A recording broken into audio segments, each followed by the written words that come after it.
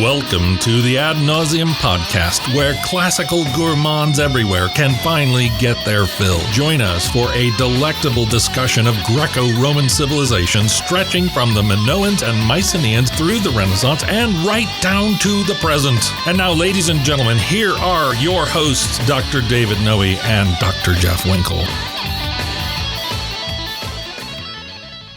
Welcome, Ad Nauseam listeners, to episode 21 of our little podcast. My name is David Noe. As always, I'm here with my co-host, Jeff Winkle. How are you, Jeff? I'm doing great. The sun is shining. It's beautiful. It's nice here in Michigan, isn't it? It is. It's chilly, but it's bright. Are we going to say the vomitorium is balmy? I think we almost have to now, don't we? Yeah, it's become a little bit of a running gag. You got our shout out this week, don't you? I do. Our shout out this week goes to Joel Foster, who comes to us from Lexington, Kentucky.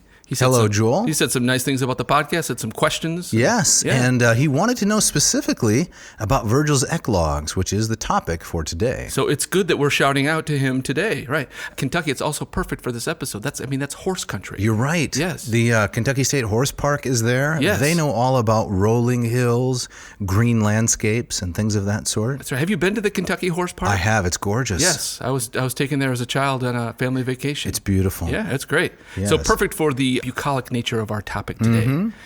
Dave, we have an opening quote, and I believe you're going to handle it for us. This comes from the Italian scholar G.B. Giambattista. We've cited him before, brilliant man, and his work Latin Literature from 1987. He says, quote, "All of Virgil's life, as far as we know it, is extraordinarily lacking in external events and is centered instead on unremitting toil over poetry." I mean, do you think there's truth in that that's all that Virgil did? So far as I can tell, yes. There's another book I do not recommend, and it's called The Immense Majesty. You may have read it in grad school. I don't remember that It's a history book by a man named Thomas Africa. Okay. Audience run from it screaming. But he tries to find, as many people did, in Virgil's poetry, biographical references. Oh, yeah. Or autobiographical references, I should say. He tries to add in some of those external events, but I think Conte's right. Extraordinarily lacking in external events, centered instead on unremitting toil over poetry. Now, who would find that attractive? Who would find that attractive? That kind of life. That life? Unremitting toil over poetry. Boy, not many people that I can think of. No. Supposedly Virgil wrote 10 lines of the Aeneid per day. That's it. Yeah, I remember hearing those kinds of anecdotes, and that he would compose a number of lines, and then he would polish it down to this jewel of a handful of lines. And it seems to me that the only person who would do such a thing is a person whose eye is on posterity. He's not thinking really at all about his present circumstances. He's thinking about the glory that is to come if he succeeds in this poetic task. Well, his poetry becomes the monument by which he'll be remembered forever. Correct. Yes. In comparison with which daily events, not interesting to him, not engaging. So, Jeff, what are we going to give our audience today in particular? Why should they listen to this episode? Well, when people think Virgil, if they know about Virgil, they usually think about his Aeneid. Which we will surely cover at some point. Before we get to the Aeneid, we thought it would be interesting to kind of go behind the scenes, behind the music, as it were, to kind of the nitty-gritty. That's right. Even though it seems fairly clear we don't know much about Virgil's own life. But this is like if the Aeneid is Virgil's maybe third album, the one that breaks through. Right. The Eclogues, which we're talking about today. Yes. It's his debut album. Right. And I think certainly compared to the Aeneid, a neglected part of his catalog, but important. Could one say that one can't really understand the Aeneid unless one has looked at the Eclogues and the Georgics? I think there's some truth to that. Okay. I mean, they're very different kinds of poetry. I mean, as we'll see, it's the same meter. It's a dactylic hexameter. But I think a lot of the themes, the way he talks about Rome and kind of the mythology of Rome, certainly carries over into the Aeneid. Yeah, the political anticipation, right, as he's building up. So we need to talk a little bit then about Virgil's life to set the stage for Eclogue 1. Now there are 10 Eclogues altogether. Today we're going to be just looking at the first one. And so Virgil's life briefly, born in Mantua, which is northern Italy. You ever been there? Have you been there? I have not been to Mantua. I would love to go there. I think they have a statue of Verg. They do. Downtown. Remember when we went to Milan? Yes. This was in 2016. Yep. I flew into Milan, and I had never been there. I had never seen the cathedral.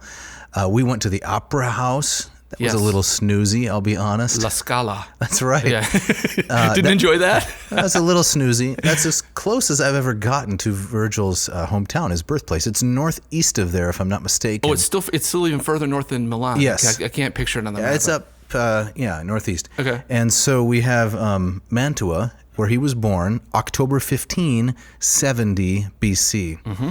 Now, 70, those were troubled times, weren't they? Right. The Republic, soon to become an empire. It's wheezing, It's right? wheezing. Yeah. Right? So we're getting into kind of the heyday of Julius Caesar and Marius and Sulla. It's difficult times. That's right. Virgil, like any other young man of his age, right? He had a father who had sufficient resources, kind of a country gentleman, a country farmer, had sufficient resources to get Virgil some schooling. That's right. So he goes off to Rome, he goes off to Naples. The ancient sources say that he studied some Epicureanism, which, as our audience knows, is the maximizing of pleasure, like listening to this podcast, the minimizing of pain, That's right. listening to other podcasts. That's right. He studied Epicureanism and Stoicism in Rome and Naples. And then something really shocking happened, right? In about 41 BC. Mm-hmm. What's going on then historically, Jeff? Can you set the stage a little bit? This would be 3 years after Caesar's murder, a couple years after Cicero's death. The Republic is in chaos. You have the vying camps of Octavian and Mark Antony, and they have their proscription lists, and they're going after each other's enemies, and often that would involve confiscating land, taking Right. property, and getting cash for the cause. And this is what happened to Virgil, the ancient sources tell us, and it's what's clearly reflected in the first Eclogue. After Augustus besieged, he was Octavian at the time, besieged the city of Perugia, right? Yeah. The Perusian War, a place we've both been. That's right. Besieged the city of Perugia and leveled it and refounded it in his own name. Then he needed a place to settle his veterans because there's a limited amount of cash, right? You can't just keep minting coins and handing it out. So you give these veteran soldiers property. Well, you have to take it away from someone before you can give it to your veterans. Uh-huh. So this is the time where the Republic is rapidly disintegrating, and these generals like Caesar, like Antony, like Octavian, realize that keeping your troops happy and loyal to you is the path to victory. Absolutely. Mm-hmm. So then in about 41, he has his land confiscated around Mantua, and now he's an educated young man. I guess he's about 30, so he's in the prime of his life now. And he's looking around for a patron, some way to make a living and to develop his poetry. So in 39, he publishes the work we're looking at today, the Eclogues. This is in the year 39 he Right. published these. And so, 31 years old, kind of when a Roman man of his status and class would kind of begin public life. Yeah, making a career choice. Exactly right. So he published these poems. He spends the next 10 years apparently working on the 4 books of his Georgics. Right, which is- agricultural poems. Yes, right. So I mean, covering a lot of the same thematic territory as the Eclogues, but also distinct. And including a little bit of a recusatio, a term we talked about in our Ovid episode, which is, I'm not ready to write epic poetry yet. I'm still going to deal with these minor themes. And in fact, Conti says in his work, Latin Literature, that the idea that a person builds up to their magnum opus, Virgil is the originator of that idea. Is that right? Yeah, Conti says that? Yeah, Conti says Okay. that. So prior to Virgil, it wasn't expected that your early works be small and then your final work be the capstone. There was no literary expectation of that sort. That's my understanding. So my album metaphor, I think, Exactly. holds, right? So you those one-hit wonders that come out of the gate that are never able to kind of live up to their first output. They're doing it wrong. They're doing it wrong. That's right. Exactly. So the demo tape, right? Yes. The demo tape is typically, can we say demo tape? That really dates us, doesn't it? That's typically underproduced, Yes. right? The sound isn't smooth, it isn't clear, but then you build up to something really great, and when you're selling platinum, then people go back and dig through your archive. Back catalog, right? Exactly, and So- they find, there were glimpses and gleams of genius here, but he didn't really have the resources. Right. And so just like a band that would need this also dates us, needs a record company to believe in them. What's a record company? Nobody knows anymore. The idea that a record company would foster a band and say, okay, you got your freshman, your sophomore offering, and then you build up to your work of greatness. Virgil needed a patron who also believed in him. Yes, and I think we can see a definite development in skill if we just look at volume of output. So what do you mean by that? Well, it took 10 years to write the 4 books of the Georgics, which is just over 2,000 lines of poetry, right? So that was 39 to 29. It's very easy to remember Virgil's dates of publication, 39, 29, 19. Every 10 years, he releases a new album, right? Yeah. But it took 10 years to write the 4 books of the Georgics. In the next 10 years, from 29 till his death in 19, he writes the entire Aeneid. So he's cranking it up. Yes, just under 10,000 lines distributed into 12 books. But even if you do the math, you know, how many lines is he doing per day over that? Yes. I mean, I think that's where kind of these anecdotes come from, that he's just working, he's polishing, each line, each hexameter as a precious thing. You might say that his life was extraordinarily lacking in external events. You might say that. Unremitting toil over poetry. Did you just come up with that? Friends would say, "Hey, Virgil, you want to go grab a beer?" He said, "I'm sorry. No, my life is lacking in external events. I can't do that." I don't think he was a lot of fun to hang You're not out going to with. bash Virgil, are you? No, Well, come on. I got some Virgil bashing coming up. You've read book 4 of the Aeneid, right? Of course. Yeah. Yes. You've taught it 1,000 times. Yes. And beautiful, great stuff. Yeah. But there are a lot of things about Virgil that I don't care for. We'll get to that. Really? I've got a lot of things to say. Okay.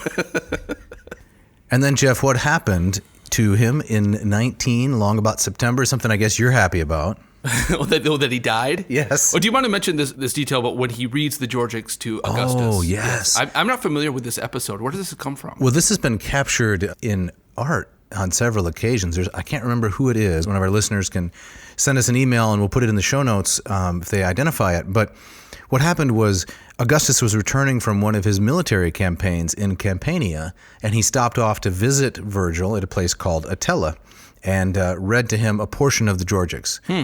Augustus really loved it. Later on, he read to him a portion of the Aeneid, at which time Augustus fainted, the story goes. Oh, and yes. it's this that's captured on canvas. Augustus fainting as Virgil reads to him a portion of the Aeneid because he was so overwhelmed by the beauty of the poetry. You know, some people are, Jeff. Some people like Virgil. Augustus is also famously had kind of a weak constitution. It could have been his lunch that he ate. Fair enough.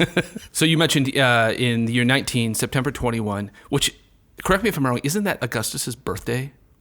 So if that's right, that's suspicious. Yeah, very suspicious. Right. It's also the fall equinox. Do you have all the dates of the Roman emperor's birthdays memorized? No, I know that Augustus was born late September. So something about that date jumps out at me. So Okay. Fall equinox, you have Persephone descending into the underworld. It's almost a little too perfect. It is a little too perfect. Right. So So he dies in Brundisium. Yes. And he was going to, or he was on his way back from Greece? If I remember correctly, he was headed off to Greece, to Dyrrachium. He dies there in Brundisium. They bury him in Naples. Do we know what he died of, or is that? No. No? Okay. Nope. It could have been really anything, I suppose. But he would have been, around 50? Around 50, yeah. A life too short, cut short. Much too short. He was buried in Naples. Yes. Okay. And there's this wonderful medieval legend that the Apostle Paul, whom, as listeners might remember, landed right there near Naples on his way to Rome and then walked the Via Appia north to Rome. When he landed in Naples, this medieval legend says he went to the tomb of Virgil, which was there, and he wept at the tomb of Virgil. Why did this move him to tears? Well, because he regretted he had been too late to introduce Virgil to Christ. I see. So it wasn't that he was a big fan of the Aeneid. No, because nobody is, remember? It's an apocryphal story, no doubt, but I think it's beautiful in the way that it captures the influence Virgil has had on the West and on Christianity in particular. Yes. And in a future episode... Christian history has this really interesting Nachleben. Can I use that term? Yes, it's German. German does, yeah, afterlife. Right. And he kind of survives as this like pious pagan. Yes, he's a prophet, of course, essential to the career of Dante. Yes. And enshrined in the Sistine Chapel, at least his Sibyl is, the Cumaean Sibyl, is there in the Sistine Chapel because of this very reason. Yes, and the fourth Eclogue is famous for it having believed to be Virgil having this prophecy of the birth of Christ. Correct. Yep. Many passages of which are very much like the book of Isaiah. Yes. But that's for a later episode. Oh, fine. I guess we'll get to that later. Okay. But let's get down to brass tacks, as they say. We're talking about pastoral poetry today. Correct. Yes, and I believe you have a quote that can set this up nicely. Yes, this is from a scholar named D.E.W. Wormel. We were talking before about how scholars need initials rather than actual first names. This guy has 3. It's much more impressive. D.E.W. Okay. D.E.W. Wormel. So this is from a work called Studies in Latin Literature, Virgil. It's from 1969. And his essay is The Originality of the Eclogues. Okay. So he says, in general, pastoral, meaning pastoral poetry, is anchored in a timeless present, in the long summer day which may be interminable, and it depicts a world populated by shepherds with their flocks and herds, and by the familiar deities of the countryside. An idyllic landscape unmarred by war or violence or struggle, clouded only by the unhappiness which human relationships bring, by their lover's rival of his jealousy, and by the distant darkness of death. Virgil chooses to end half his eclogues with the falling shades of night. So, I mean, one of the things that strikes me as you read that quote, I think even more so than the Greeks, the Romans, and this probably comes from kind of their ancient kind of indigenous Italic culture, that the countryside was even much more God-haunted than even the Greeks would talk about. Correct. There's a kind of animism where every rock and tree is alive. Yes, I like to say that to my students all the time. Yeah. Right? Every rock, every tree, the wooded glen, you walk into this clearing in the woods and sunlight is streaming through the top. It seems like a holy place. Exactly right. So where the Greeks might talk about encountering Pan out in the forest, or an early version of Hermes out in Arcadia, there is that kind of the idealization of the countryside as a place where you're much more prone to kind of meet divinity than you are in the city. Absolutely. And of course, a point that sometimes is lost is that although the Greeks and the Romans had the same pantheon of Olympic gods, many of the Italian gods had separate identities until poets like Virgil collapsed the two together. Yeah, that's exactly right. So Jupiter and Zeus, they were originally 2 different gods, obviously. It was only individuals like Virgil and Ovid who borrow from Greek capital in order to make them the same. Right, and even the way that the Romans would go on to worship their gods like Jupiter and Juno and Minerva in their temples, they worship them in these triads, which is reflective of kind of this kind of pre-Roman pantheon. Yes, the dozens of different cultures that inhabited the Italian peninsula before the Romans drove them all out. Exactly. So there is this romanticizing then of country life versus urban life. Yes. Rome by this time is massive, the largest city in the world in terms of population, and yet everyone who lives inside of it has an idealistic, romantic notion of what it would be like to be in the country. Yeah, I think that's why people go camping. Exactly. Right. And I think it's also... And it's why I don't go camping, because I was raised on a farm, so... Yeah, exactly. Right. But I think also embedded in this is that, if you look at, Greek and Roman mythology, really any mythology around the world, kind of the idea of where the world began, when the world was perfect, it's invariably pure nature. Right. It's a garden, right? And so I think that's the idea. If you go out into nature, into the countryside, one of the benefits is you get a little taste of how it's supposed to be. Without the clutter and the corruption of human life. Right. Human life is nasty and dirty, and it's concentrated in the city. That's the idea. Yeah. On the one hand, certainly the Romans would have celebrated their inventiveness, right? I mean, the plumbing alone, right, is divine. Here's a vote for plumbing. Yeah, right. But the idea that, to build these inventions and these walls and these machines and these buildings is to be like a god in some sense. Yes. But it's also counterfeit. Correct. Yeah. So, Jeff, the most famous pastoral poem in all of literature is Psalm 23. I would agree with that. Which, yes. of course, is not even a Western poem. It's an ancient Near Eastern poem written by a Hebrew boy, right? The psalmist, King David. Mm-hmm. And in that poem, the Lord is my shepherd, I shall not want. The Lord himself fills the role of the shepherd. Yes, and this would be almost nearly 1,000 years before Virgil. Yes. Yeah. And all of the themes are already present there, right? He leads me beside still waters. He feeds me. He clothes me. He cares for me. Whatever a shepherd does for a sheep, the Lord in that very famous poem does for the psalmist. And again, I think there's kind of echoes of Eden in that. Definitely. Yeah. But this eclogue of Virgil is a little bit different because there's more than one voice. There are, in fact, 2 voices in the first eclogue. Now, there's a term for this, isn't it? Yes, it's called amabian. Amabian. Yeah, it's a Greek term, and you've got a definition for us, don't you, Jeff? Yes, an amabian, a poetic form in which 2 characters chant alternate lines, couplets or stanzas, in competition or debate with one another. Where's that from? That's from the Oxford Dictionary of Literary Terms. So it's like a rap battle. Yes, exactly. Now, in the eclogue, the one we're going to talk about, it's not really a competition. No. But it does. The Amabians often kind of take on that quality. They're trying to outdo each other. Yes, and in later eclogues, it's an actual competition with stakes. That is, you can win a goat or a cup or some other kind of prize if the audience deems your poem better. What would you take, the cup or the goat? I would take the goat. And you, Jeff, would you take the goat? I think I would take the goat as well. Okay. Yeah. That settles it. We just move on. There we go. So where does the term eclogue or bucolic come from? Well, eclogue means something like a selection. Yes. Right? It's almost self-deprecating. Like, it's a little piece of something. A snippet. Correct. Yes. Right. And it's a very broad general term. And it's not the term that was originally given to these poems. These poems originally had the term bucolics. Cowy. Cow, yes, something related to cows. Cowboy songs, in fact. Yes. That's why the title of this episode is what it is, right? So it's from a Greek word, bukolikos, an adjective that means a rustic pastoral song in particular. And this brings us to the very important individual, Theocritus. Who is Theocritus? So Why does he matter? Pardon? Why does he matter? Theocritus was an Alexandrian poet. So he was at Alexandria, the city founded by Alexander, northern Egypt, and his date of greatest influence, around 280 BC.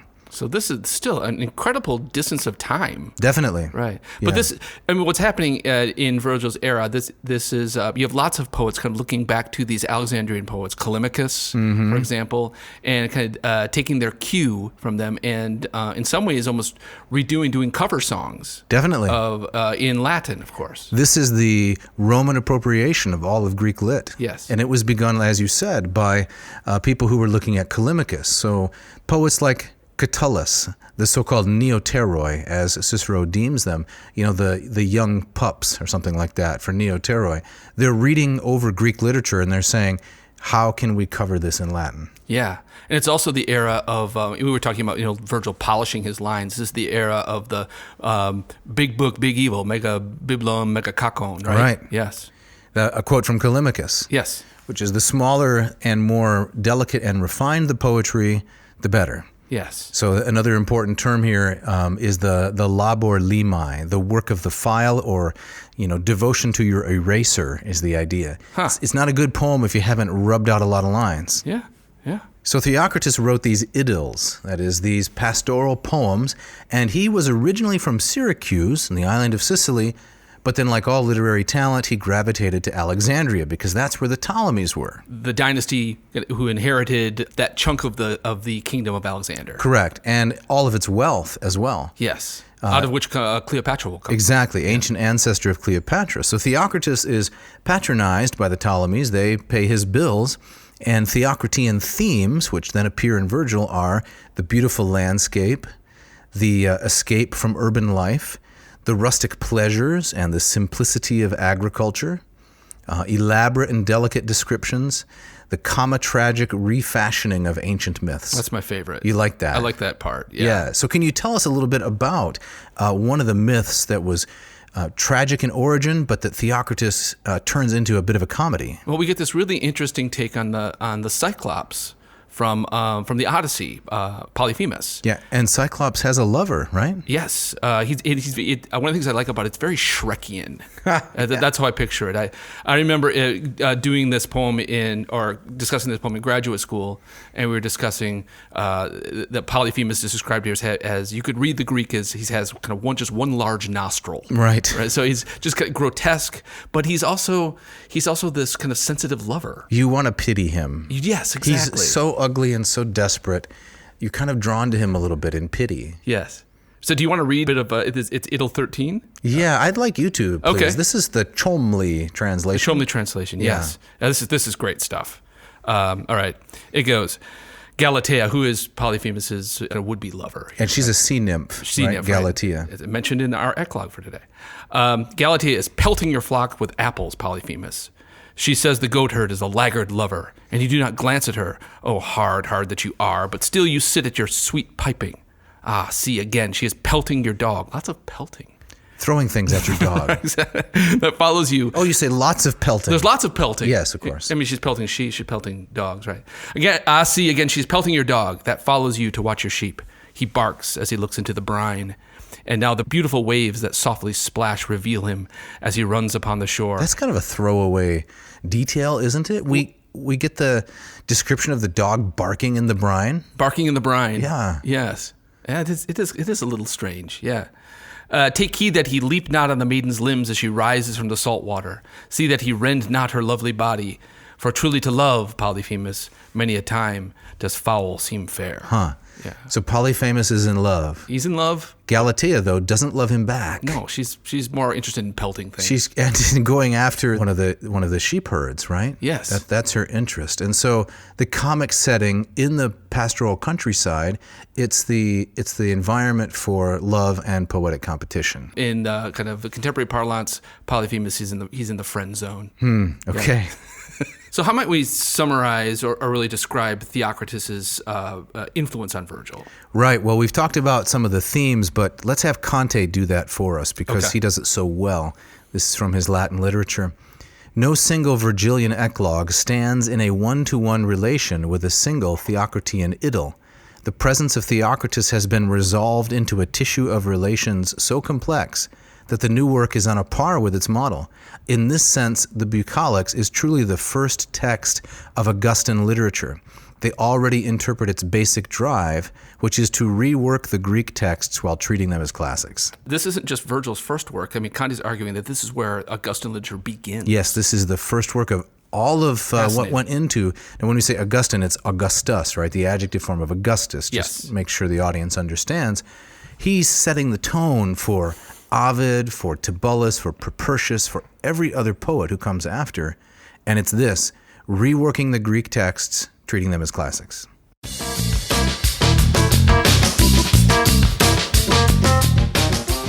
Today's episode is brought to you by Ratio Coffee, world-class pour-over coffee at the touch of a button. That's right, Dave. The good people at Ratio Coffee, Portland, Oregon, have come out with a gorgeous machine that is not only a compliment to your kitchen decor, but brews a consistently delicious cup of coffee. You see, unlike most home coffee makers, this one has no burner. No burner? No burner. That means after your coffee is brewed to perfection, it doesn't sit on some lava-like scorch pad where all the flavor is slowly and painfully burned out of it. Instead, the Fibonacci head puts very hot water down through the cone filter into the heavy-duty double-walled carafe. This thing stays deliciously warm for 5 or 6 hours without any burn. I've been pulling all the weight here. Why don't you tell our lovely audience how to score one of these beauties? Okay, listen up, ad nausophiles. Go to ratiocoffee.com and get a 15% exclusive discount on the Ratio 6. This amazing machine is all stainless steel and engineered to truly exacting specifications. Between now and March 20, 2021, go to ratiocoffee.com and enter special code ANCO. That's ANCO for 15% off the Ratio 6. ANCO, ratiocoffee.com. This episode of Ad Nauseam is also brought to you by Hackett Publishing. For nearly 50 years, Hackett has been in the game of bringing affordable, high-quality, sharp-looking translations of classical works to the masses. Hackett's texts are noted for their broad appeal to both scholars and casual readers alike, working as well in the classroom as on the bedside table. Yeah, but too bad they don't offer any special discounts or anything, especially not for Ad Nauseam listeners. It's sad, almost melancholic, really. Makes me want to play my flute under a tree and blubber to shepherds about things. But they do offer a discount to Ad Nauseam listeners. They do. They do. Listen, if you're yanking my chain again... Just stop, Jeff. Ad Nauseam listeners, you can save 20% and receive free shipping on any purchase from Hackett today. 20% off. Free shipping. That's right. It's all coming back to me. Listeners, to get this deal, all you have to do is go to hackettpublishing.com, find the texts you want, put them in your digital shopping cart, and enter AN2021, AN2021 in the box which asks for the coupon code. That's hackettpublishing.com, coupon code AN2021. Check it out today. So, Dave, if I wanted to learn ancient Greek, how might I go about doing that? Well, first of all, Jeff, you already know ancient Greek. I know, but even if I wanted to brush up on it. If you wanted to brush up, do some brushing, well, Yes. I have a program just for you. It's called the Moss Method. Oh, tell us about that. Well, the Moss Method is 40 different lessons, 40 in each module. I took this work from the 1890s, Charles Melville Moss, an easy Greek reader, and I've developed videos and accompanying exercises for each lesson. It's a painless, inductive way of approaching the language. That sounds great. So if someone was interested, how might they go about finding this? Well, they would go to mossmethod.com, just like it sounds, mossmethod.com, or they could send me an email, dave@adnauseam.com, and I'd help get them enrolled. From time to time, we offer discounts and sales, like the Black Friday, Cyber Monday we did. We'll be offering one of those again. We're hoping this Greek program will have Moss appeal. Oh, man. Are we really going to end it there? I guess Yeah, let's end it there. Okay.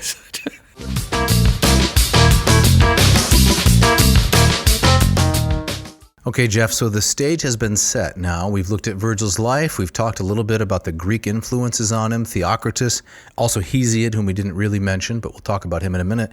Now we're ready to look at the first Eclogue itself. Let's dig into it. So where do we begin? We should begin at the beginning, I think. I think so, too. Yes. The very first line of Virgil's poetry that has survived. Now, the listener should know there are some other smaller poems attributed to Virgil, but the attribution is not secure. So this is what we know for sure was his first line of poetry. Right. So, Dave, why don't you read a little bit from these from the Latin? Oh, I would love to. Here's how it goes. Titere tu patulae recubans sub tegmen effagi, silvestrem tenevimusam meditaris avena, nos patriae fines et dulcia linquimus arva, nos patriam fugimus tu titere lentus in umbra, formosam resonar tradoces amarilidas silvas. So this is the word dactylic hexameter. Yes. So this is that epic meter once again. Correct. Right. I was just reading this morning an article, I'm forgetting the scholar's name, talking about this, and he was positing that especially that first line is meant to mimic kind of piping sounds. There's lots of tu tu tu tu. So it's a Yes. titere tu patulae. So, All of those dentals right at the beginning. Titere tu patulae. Right. yeah, I think it's easy to kind of miss some of that musicality when you're just kind of blitzing through it. And of course, in a translation, you lose it all. Definitely. Yeah. Right. Are you saying I was blitzing through it? No, I wasn't. We can talk about it later, though. Okay. I'm just pretending to be hurt. The second line here, we have tenui awena, which is the phrase that's translated as pipe, right? Woodland pipe, but it means slender piece of oat stalk. Oat stalk? Oat stalk, right? Awena means oats. Yeah. So this was a Pan's pipe, right? This is a number of different hollow tubes that had been assembled together, maybe 7 of them all together.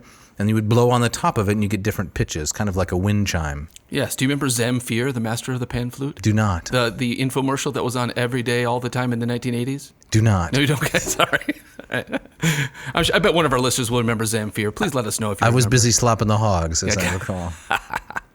So, Jeff, can you read us a translation of those first 5 lines? Yes, my pleasure. Tityrus, lying there, under the spreading beech tree cover, you study the woodland muse on slender shepherd's pipe. We are leaving the sweet fields and the frontiers of our country. We are fleeing our country. You, Tityrus, idling in the shade, teach the woods to echo lovely amaryllis. Oh, that's beautiful. Whose translation is that? That is A.S. Klein's Okay. from his poetry and translation website with lots of good stuff on there. We should put that in the show notes also. Absolutely. Yep. Interesting story about Klein. I was reading about him a little bit. He's not a trained classicist. His background is in mathematics and engineering, I think. Is that right? But he just translated a massive amount of this Greek and Latin poetry, and quite successfully, I would say. And most of it is out there for free. It is quite incredible. So, pondering the woodland muse, Tityrus, Meliboeus are 2 characters, Meliboeus and Tityrus. Meliboeus begins, and he sets up a little bit of the conflict here and the struggle. You lie there pondering the woodland muse, but what have I had to do? Says Meliboeus. I had to leave behind the borders of my fatherland and its sweet fields. I had to flee my countryside. While you sit around kind of idling, piping your sweet tunes. That's right. And what does Tityrus say in response to this? He says, again, Klein's translation, O Meliboeus, a god has created this leisure for us. Since he'll always be a god to me, a gentle lamb from our fold will often drench his altar. Through him my cattle roam, as you see, and I allow what I wish to be played by my rural reed. Very impressive. So he calls the guy here a deus in line 6. He says, this God has created this leisure for me, and I'll always consider him a god. So from antiquity, who is this God? So are we going to give it away? We're going to give it away, yeah. So he's talking about Augustus. Yes, that's right. Who at the time is still Octavian, right? Right. Hasn't yet taken the title of Augustus because it's pre-Battle of Actium. Remember the date of It's 39, 39 when these okay. are published, Yeah. right? So pre-Battle of Actium, he hasn't taken his title, but he is clearly going to be the winner in the big civil conflict. Yeah, it makes me wonder, do you think that Virgil took any risk by doing that? Or was it I think very little. Fairly secure about what was going to happen? I think very little because Lepidus is almost out of the picture. He's gone by 36. We're talking about the second triumvirate. And Mark Antony is mostly focused in the east. That's right. And Augustus, Octavian, I should say, is in charge of Italy. Yes. And Virgil early on sees Octavian as the future and hitches his poetic wagon, you might say, to Octavian's star right here. Yeah. And again, this is 5 years after the death of Caesar, of Julius Caesar. And we also have seen in that time the deification of Caesar. Correct. So Caesar has become a god. There's a temple to him in the Forum. And so again, so that language is already out there. He's already in this poem. Augustus is being described as a deus already. Mm-hmm. Yeah, while he's alive. Right, and it's a commonplace of pastoral poetry to identify a divinity in the landscape. And here, the surprising part is that the divinity is a living historical figure. See, now this is one of the things that I talked about. There's things I don't like about Virgil. His relationship to Augustus, it can come off as sucking up. You're going to say he's opportunistic, huh? He's opportunistic. Well, and one of the things that people, that readers often like about Virgil is that we can locate him in a historical context. That helps us better understand his poetry, unlike a Homer, right, who just floats free from that. And so that the Augustan program in Virgil's poetry in the Aeneid, to my mind, it sometimes gets in the way of the story. Sometimes I wish Virgil was a little bit more out of time. I see. Yeah. As a counter to that, though, we have to have some sympathy for the circumstances he was in. This is the third generation now of civil war, and as we'll see later in the poem, his ancestral home was confiscated, right, by those land reappropriations. Which we see an echo of in this very poem. We do. There are clear allusions and references to it. And, here in Tityrus, right, this guy gave me back my property, right, and that's why I consider him a god. He it was who permitted me to let my cows roam again, and gives me the freedom to pursue poetry. Yeah, I'll buy that. Back to the poem, to Eclogue 1. How does Meliboeus respond to Tityrus here? Well, he says, "Well, I don't begrudge you, rather I wonder at it. There's such endless trouble everywhere, over all the countryside. See, I drive my goats sadly. This one, Tityrus, I can barely lead. Here in the dense hazels, just now she birthed twins, the hope of the flock, alas, on the bare stones. I'd have often recalled that this evil was prophesied to me by the oak struck by lightning, if my mind had not been dulled. But, Tityrus, tell me then, who is this god of yours?" The first, I don't know if it's the first, but one of the first of many descriptions of trees. I think it is the first, yeah. It is the first, yes. So what's going on here? Why so many trees? Well, the eclogues are filled with trees, in fact. Every poem has a description of one or more different species of tree, and this has always bedeviled students of Latin, because obviously trees are really significant to anyone's experience of life. If you live in a forested or semi-forested area, trees are everywhere. Yeah. They're beautiful, they're consistent, so on and so forth. They're massive on the landscape. And Virgil includes a lot of different trees in his descriptions. I think the way to understand it is that, like Theocritus, it's part of the pastoral landscape. It's the trope or the medium to convey the theme. It's background. But it's also kind of a thread that is woven through the whole poem. Yeah, right? I think maybe that's a better way to put it. Okay. I'm not a painter, but I've watched people paint. I've read about it a little bit. If you're going to paint a picture, you have to prep the canvas. You don't paint on a blank canvas typically. I understand you fill in a lot of colors and then you put the foreground on it. Yeah, you've watched Bob Ross, right? I have watched Bob Ross. I'm working on his hairstyle, actually. And that's what Virgil's doing. Yeah. The trees form the backdrop, and they're the constant thread. Gary Schmidt, our colleague Gary Schmidt, who writes all these wonderful children's books, in one of them that I particularly liked, Okay for Now, the running thread are the bird paintings of James Audubon. So the Audubon paintings function as kind of a backdrop for the thread of the narrative. Yes, the plot. Right. Now, you mentioned Gary Schmidt. I did. This is very exciting. We will have Gary Schmidt as a guest on the podcast. In the month of February. Yes, talking about kind of classical narratives and story patterns and how they've been influential in his own writing. Absolutely. Yeah. It's going to be interesting. Yeah, so look for that. So already here, Jeff, in the Eclogue, we have this little bit of mystery. We have this little bit of conflict. The one fellow, Meliboeus, he has a life of difficulty and abandonment of his property. Tityrus is pursuing poetry and leisure.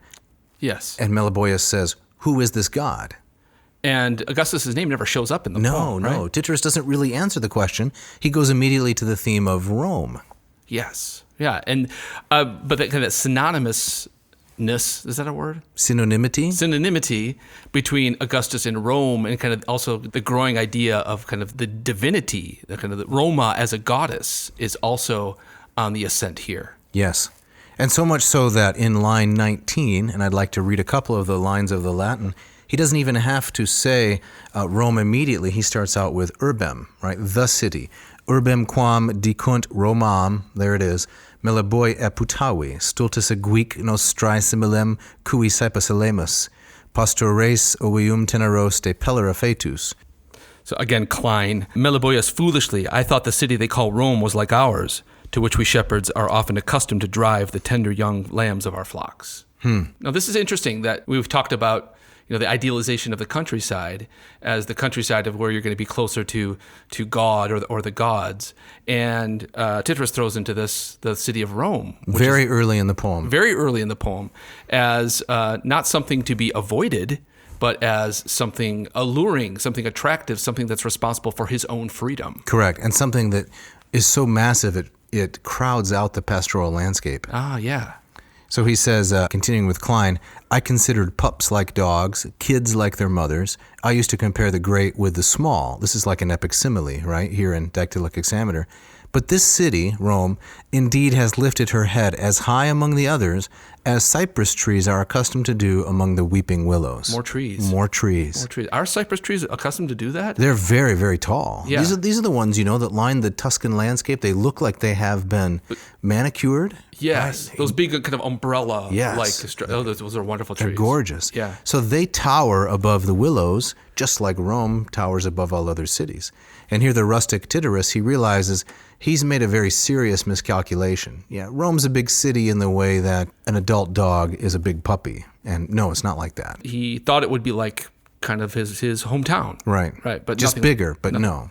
Right. So here, Virgil, he's doing something that Theocritus does not do or did not do. You don't see the celebration of Alexandria in Theocritus' poems. Alexandria is just where Theocritus is doing his work, where he's getting his patronage, but it's not this shining light of celebration. So Rome becomes kind of this mythic city on a hill. It does. Yeah. And here we see that Virgil has not only taken a Greek theme and appropriated it, but he has improved on it, right? He has embellished it and taken it in a creative direction. So then Meliboeus asks Tityrus, right here, line 26, why did you go to see Rome?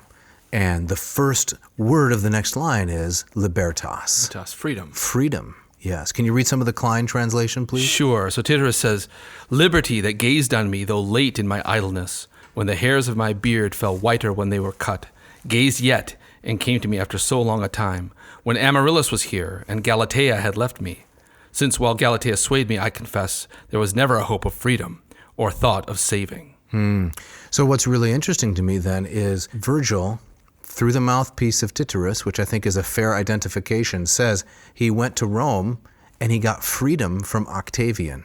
Now there is an odd thing to consider, right? We think of Roman emperors as tyrannical brutes. Certainly Nero and Caligula earned that title. Sure. But Virgil says of Octavian, he gave me freedom. Yes. Late in life, I didn't enjoy it until now. Hope of freedom and the retention of my property, saving. Yes. And then beyond that, he mentions Amaryllis and Galatea, the same Galatea that he saw with the Polyphemus episode, right? And so he seems to be saying that, the attractions of love no longer have a hold on him. Right. Rome is bigger than that. Mm-hmm. Yeah. And poetry in particular. Poetry, yes. Now he's free to pursue poetry. We have a quote here from Wormel again, don't we, which really captures this well. All right, yeah, I'll read that. Behind Eclogue's 9-1, there lies an intensely painful personal experience. It is plain that after the Perusian War, Cremona was punished by the confiscation of much of her territory, and that Mantua also suffered when Cremona's resources proved insufficient. It is clear that Virgil's farm was threatened. He appealed to Octavian. The outcome seems to have been to leave a 3-mile strip around Mantua in which Virgil's farm fell, undisturbed, while the rest of the confiscations were confirmed. So everyone lost their territory, but Virgil and the little town of Mantua was protected by Octavian because Virgil was a great poet. Yeah. So this is one of those places where we can mine his poetry for a little biographical information. Absolutely. Does that appeal to you? Does that resuscitate, rehabilitate Virgil's reputation, or does he still strike you somewhat as opportunistic? Well, I mean, I think it's in some ways it's unavoidable, right? It's in terms of making a living as a poet. This is what he has to do. If there was no Augustus, would we even be able to read Virgil today? No. It's kind of it's a necessary evil. I think it's kind of the sycophantic nature of it. It makes me a little bit uneasy. Do you remember when Alexander sacked the city of Thebes? I wasn't there personally. I don't mean personally, but you remember that he did. I do, yes. One house he spared in the city of Thebes, and that is the house of Pindar. Oh, yeah, that's right. The poet Pindar, of course, Pindar was long dead, a couple centuries, but the house had to stand as a monument because it belonged to Pindar. It seems like there's a similar thing happening here. Yes, so because of his poetic ability, he gets the special favor. Correct. So then there's a little bit more of this back and forth between the two poets, and then Tityrus praises the youth, the UNM, whom we know is Octavian. Yes, so again, Klein here. Tityrus says, "What could I do? I could not be rid of my bondage elsewhere, or find God so ready to help me. There, Meliboeus, I saw that youth for whom our altars smoke for 6 days twice a year. There he was first to reply to my request. Slave, go feed your cattle as before, rear your bulls." Yes, so here is Octavian speaking to Tityrus or to Virgil and saying, I'm going to protect your property. You're free to pursue poetry. And as Wormel says, the only liberty that meant anything to Virgil was the liberty to write his poetry. And what Tityrus is implying here is surely that Octavian offered Virgil protection and patronage. All right, so all well and good for Tityrus, but Meliboeus is still having trouble here. Yes, he is. Yeah, so Meliboeus talks later in the poem, lines 70 and 71, as we get near the end, about how there is a Miles, a soldier, and a barbarous, a savage, and they're running through his cornfield. They're still threatening confiscation of his property. So Tityrus has identified with Octavian, but the Italian landscape is still not completely safe. Because right. Octavian doesn't have complete control. Yes, exactly right. So we're still, like you said, we're still a number of years away from him winning these civil wars. Correct. Yeah. Ironically, the Republic isn't completely dead. Yeah. Until it is, poetry can't be safe. All right, we are running out of time here. There's a polka band that wants to get into the vomitorium here. Wait, why did we rent that? Did they pay their deposit? Yeah, I'll check the books. But we're getting to the end here. So, Dave, I know you love these closing lines of Eclogue 1. I do. They're so beautiful. Why don't you read them in Latin and then also translate them for us? I would love that. So here are lines 79 through 83. Hic tamen hanc me cum poteras requiesce renoctem, franda super viridi sunt nobis mitia poma, castaneae moles et pressi copia lactis, etiam summa procul villardrum cumina fumant, maiores quacadunt altis de montibus umbrae. And what does that translate to? Well, this is Klein's translation. Okay. And he says, "Yet you might have rested here with me tonight on green leaves. We have ripe apples, soft chestnuts, and a wealth of firm cheeses. And now the distant cottage roofs show smoke, and longer shadows fall from the high hills." Oh, that's really nice. So evocative of a Tuscan villa perched on a hillside looking down into the landscape. So it ends with Tityrus inviting Meliboeus kind of into this. That's right? brilliant, exactly. Yeah. Come into the safety and security of the pastoral landscape, the security that Octavian has granted me. Yeah. And Jeff, you have a final quote for us from Wormel, which puts a cap on some of these themes. Yes, he writes, "From Hesiod onwards, the ancients had been familiar with the idealized picture of a remote age of peace, plenty, and rustic simplicity, when the gods mingled freely with men who did not need the protection of walled cities. The similarity between this picture and Virgil's idyllic pastoral world leaps to the eye. It may seem natural to merge and blend the two, as Virgil did. So he see it here. Again, going back to the very beginnings of Greek poetry, he talks about this golden age where, again, the gods and human beings living together in peace and harmony. Almost as equals.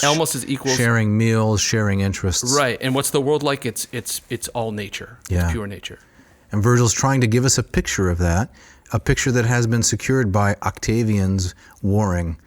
It's highly conflicted, isn't it? It is highly conflicted, but he's finding a place for Rome in that idyllic landscape. And poetry. So we're going to wrap this up then. Yes. And we'd like to ask listeners to subscribe, leave a review on your favorite podcast site, leave a review at Apple, iTunes, the different places. Send us an email. You can send it to dave@adnauseam.com. Don't forget the V. Or jeff@adnauseam.com. We'd love to hear from you.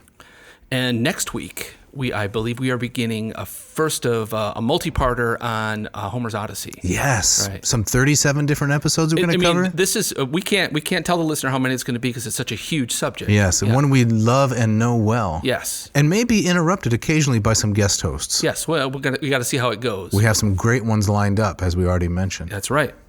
So, Dave, you've got our gustatory parting shot this week. Yes, I do. This is from Robert Byrne. Anybody who believes that the way to a man's heart is through his stomach flunked geography. Love it. See you next time. Thanks for listening.